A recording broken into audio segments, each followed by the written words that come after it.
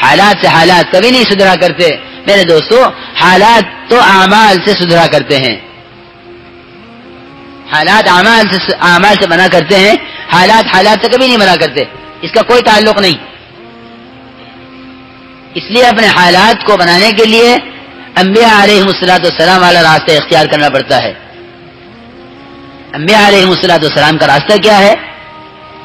انبیاء علیہم السلام کا راستہ یہ ہے کہ اللہ رب العزت کے اوامر پر اپنے آپ کو اس طرح قربان کر دو کہ اللہ رب العزت کی طرف سے فیصلے تمہارے موافق ہو جائیں،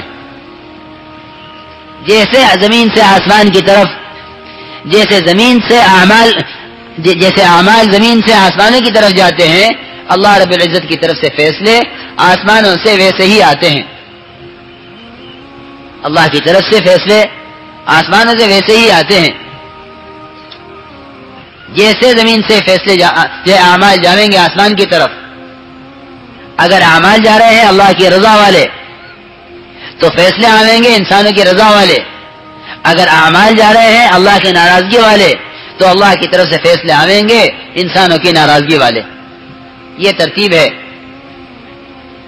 وَلَنُذِيقَنَّهُمْ مِنَ الْعَذَابِ الْأَدْنَىٰ دُونَ الْعَذَابِ الْأَكْبَرِ لَعَلَّهُمْ يَرْجِعُونَ۔ ہم تو دنیا میں چھوٹے چھوٹے جھٹکے اس لیے لاتے ہیں تاکہ یہ بڑے عذاب سے بچ جائیں۔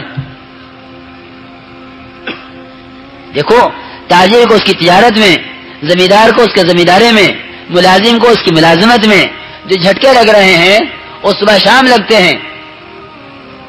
جتنا وجہ بیٹھا ہوا ہے یہ بتلا دے اسے کاروبار میں کتنے جھٹکے لگتے ہیں، ان کی فصل میں، ان کی زراعت میں کتنے جھٹکے آتے ہیں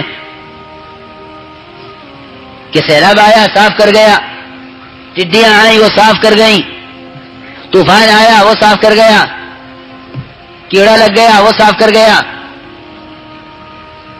اللہ تعالیٰ کا نظام ہے، اللہ تعالیٰ کرتے ہیں اور اس کے اعمال پر کرتے ہیں، اس کی رضا والے کام، اس کی بدعملی پر کرتے ہیں، اس کی ناراضگی والے کام۔ یہ نظام چلتا ہے اللہ کی طرف سے۔ لیکن میرے دوستو بزرگوں، اللہ کا فضل ہے، اس کا کرم ہے کہ اس نے انسانوں کو صحیح راستے پر لانے کے لیے پہلے انبیاء علیہ السلام کو بھیجا، پھر انبیاء علیہ السلام کا سلسلہ بند ہوا، انبیاء علیہ السلام کی آمد کا سلسلہ بند ہوا اور کام امت کے ذمے ہوا۔ ان کی رہبری کے لیے پہلے نبیوں کو بھیجا۔ کلما ہلک نبی خلفہ نبی، کلما ہلک نبی خلفہ آخر۔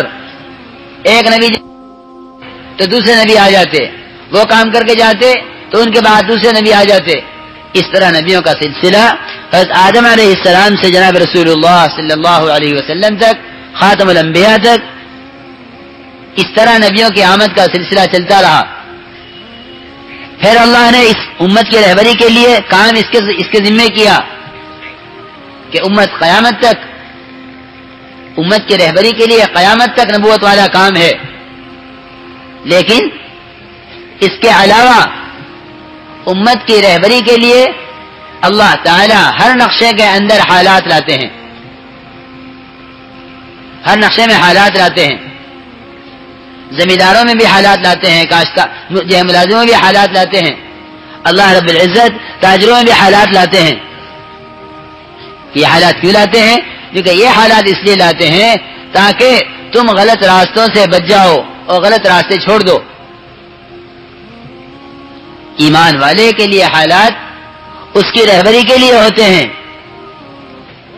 کہ جو جھٹکے کو سمجھ لے گا وہ صحیح راستے پر آ جائے گا۔ کہ ہم تو چھوٹے چھوٹے جھٹکے لاتے ہیں تجارت میں تاجروں کو سمجھانے کے لیے، اور کاشتکاری میں لاتے ہیں زمینداروں کو سمجھانے کے لیے، اور ملازمت میں لاتے ہیں ملازموں کو سمجھانے کے لیے، اور حکومتوں میں لاتے ہیں حاکموں کو سمجھانے کے لیے۔ ہم تو حالات انہیں سمجھانے کے لیے لا رہے ہیں کہ تم سمجھ جاؤ کہ تم غلط چل رہے ہو۔ لیکن اگر یہ حالات اس کی رہبری نہ کریں، رہبری تو ایمان کرے گا، ایمان کا نور، المؤمن ينظر بنور اللہ، کہ ایمان والا دیکھے گا اللہ کے نور سے کہ یہ جو جھٹکا آیا ہے میرے کاروبار میں، آیا کیا ہوا ہے مجھ سے، تجارت میں کون سا حکم ٹوٹا ہے، یہ جھٹکا جو آیا ہے زمینداری میں اللہ کا کون سا حکم ٹوٹا ہے، یہ جھٹکا جو ملازمت میں آیا ہے اللہ کا کون سا حکم ٹوٹا ہے۔ اگر ایمان نہیں ہے تو حالات رہبری نہیں کرتے، لیکن اگر ایمان ہے تو حالات بتلائیں گے، حالات اس کی کمیوں کو ظاہر کریں گے، حالات اس کی بدعملیوں کو کھولیں گے کہ تو نے یہ عمل کیا ہے، یہ تیرے ساتھ حالات اس بدعملی کی وجہ سے ہوئے ہیں، تو حالات اس کی رہبری کریں گے، حالات اس کی رہبری کریں گے۔ یہ اللہ کا فضل ہے کہ غلط راستوں پر چلنے پر حالات آتے ہیں، یہ اللہ کا فضل ہے۔ لیکن میرے دوستو بزرگوں، اللہ رب العزت کی طرف سے جو جھٹکے آتے ہیں وہ پہلے چھوٹے چھوٹے آتے ہیں، پھر بڑے بڑے آتے ہیں۔ اگر چھوٹے جھٹکوں سے سمجھ لے کہ ہاں میں غلط چل رہا ہوں، تو اللہ رب العزت بڑے بڑے جھٹکے ہٹا دیتے ہیں۔ پہلے حالات لاتے ہیں اس کے جسم میں، بیماری آئیں گی، بدسکونی آئے گی، ہاں بیماریاں طرح طرح کی آئیں گی، اور بے اطمینانی آئے گی۔ پھر جب اس سے نہیں سمجھے گا اور ایمان اور اعمال صالحہ پر، ایمان اور اعمال صالحہ پر، حیات طیبہ، سکون کی راحت کی زندگی جس کا مال سے اسباب سے کوئی تعلق نہیں، سکون ہم دیتے ہیں اپنے خزانے سے، یہ لکھپتی کروڑپتی ہو کے پریشان ہوگا اگر ایمان اور اعمال صالحہ نہیں ہے۔ لیکن ایمان اعمال صالحہ کے ساتھ یہ اپنے فقر کے ساتھ غنی ہوگا، یہ اپنے حالات میں خوش ہوگا، یہ اپنے حالات میں خوش ہوگا۔ تو وہ حیات طیبہ اللہ تعالیٰ لاتے ہیں ایمان اور اعمال صالحہ کے ساتھ۔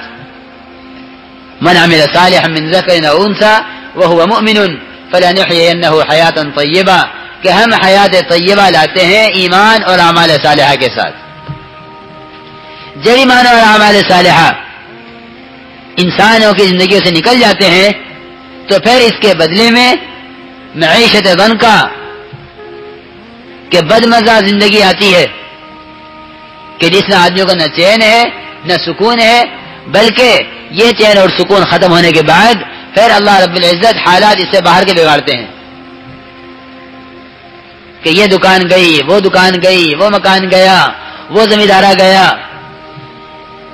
ایک مرتبہ یوں پوچھا مولانا صاحب رحمۃ اللہ علیہ نے اپنے مجمع سے کہ یہ بتلاؤ کہ جس کی زمین چھینی ہے،